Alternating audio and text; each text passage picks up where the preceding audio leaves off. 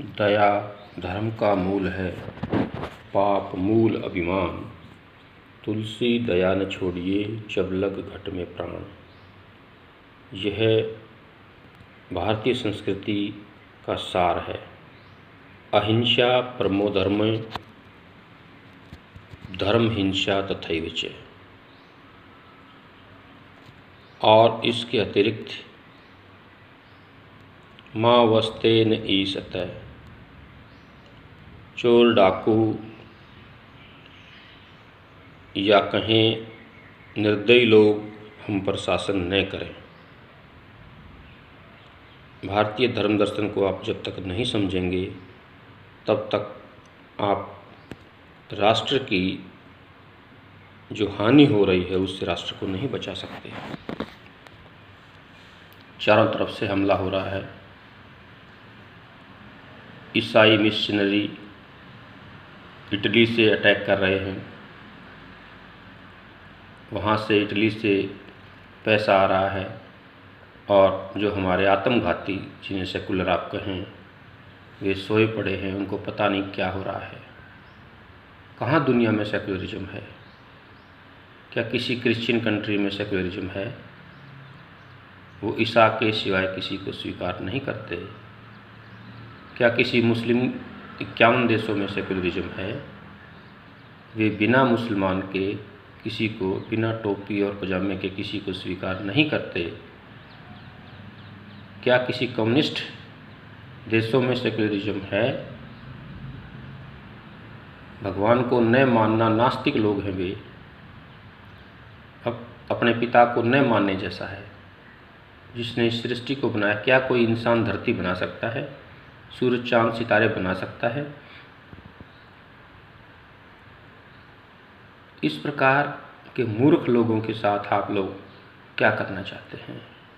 हिंदुस्तान के कितने टुकड़े हो गए माँ भारती के, और आप सोए पड़े।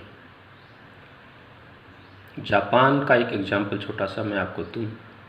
किसी जापानी से पूछा कि वहाँ बौद्ध धर्म को मानते हैं, कि आपके बौद्ध को कोई गाली दे, मारे, काटे तो आप क्या करेंगे?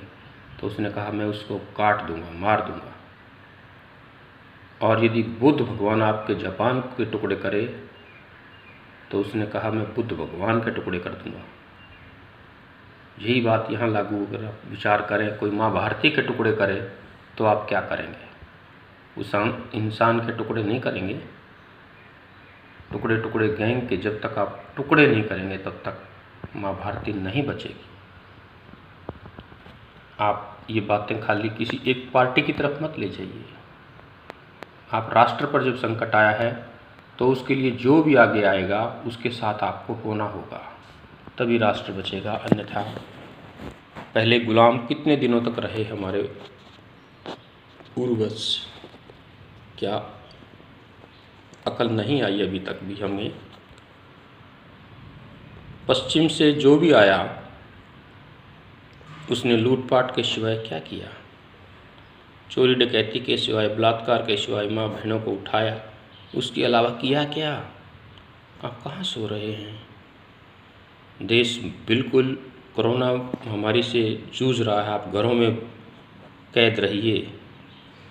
प्रधानमंत्री महोदय का आदेश है, उसे पालन कीजिए, घरों में रहिए। लेकिन जो लोग कोरोना को बाहर लेकर घूम रहे हैं उन्हें भी सबक दीजिए, उनका आर्थिक बहिष्कार कीजिए। जैसे पहले गांव में जो शरारत करता था उसे जाति बाह्य कर दिया जाता था, ठीक उसी प्रकार के कार्य समाज ने करने होंगे। और जैसे जींद का एक एग्जाम्पल मैं दूं, वहाँ जींद और रोहतक के बीच में लाखन माजरा एक गांव है, वहाँ के जितने भी लोग थे उन्होंने कहा कि हम हिंदू थे, हिंदू से कन्वर्ट हुए थे और अब वापस आना चाहते हैं। तो सरपंच ने, उन्होंने मिलकर उन्हें वापस अपने संस्कृति में ले लिया है। बहुत ही वो सरपंच बधाई के पात्र हैं।